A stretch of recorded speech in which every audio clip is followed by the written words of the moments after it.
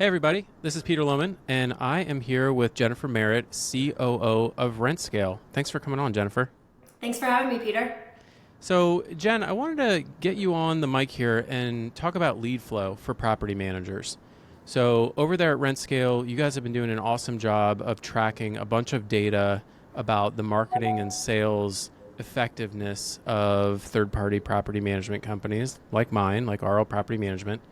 And you just released your April scorecard, and we'll, of course, we're going to have all the links.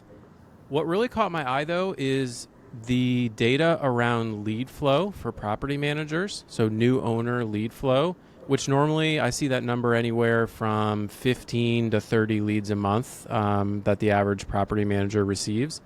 But in April of 2025, so last month, it was 7. 7, Peter, 7. So I'm like, all right, what's going on here? We got to get RentScale on the line and figure out what happened to owner lead flow. So what's going on here?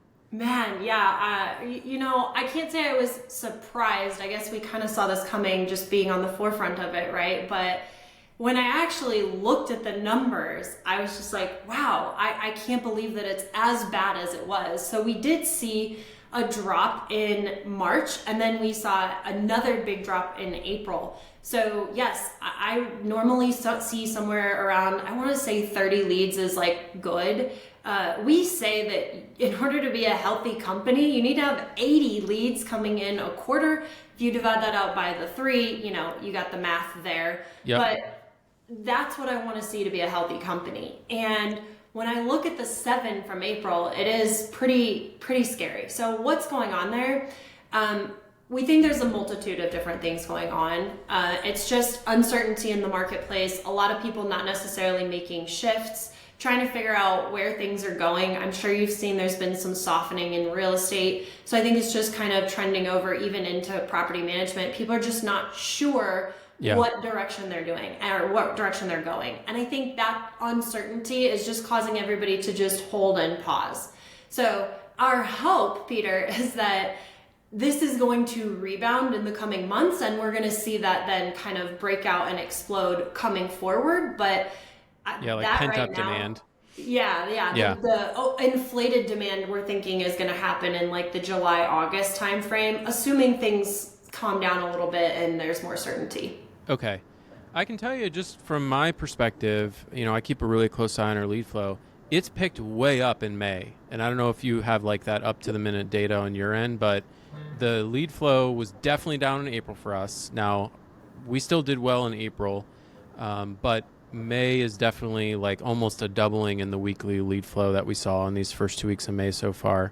And I went back because you publish your scorecards going all the way back to when you first started tracking it. I went back and I looked at April of 2024, 33 leads in April of 2024, 7 in 25. Yeah, Crazy.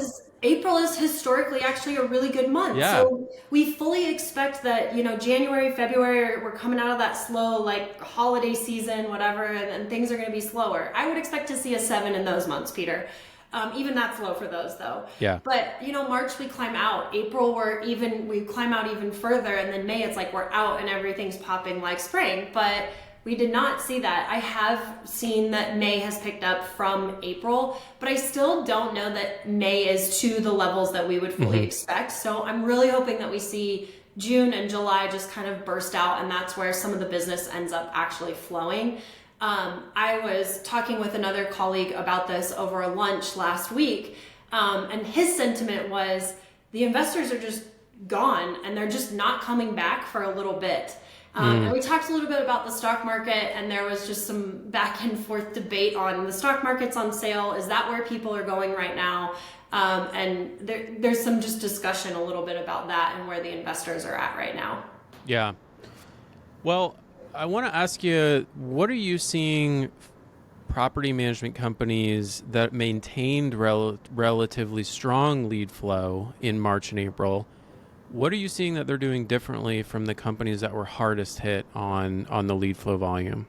Yeah, good question. So the companies that were hardest hit are the ones that typically rely on a lot of inbound leads. And when we say inbound, what I mean is those are marketing generated. Maybe you're talking about SEO, Google PPC, direct mail, social media ads. Maybe you've got YouTube ads running, that type of stuff where you have those inbound leads coming in.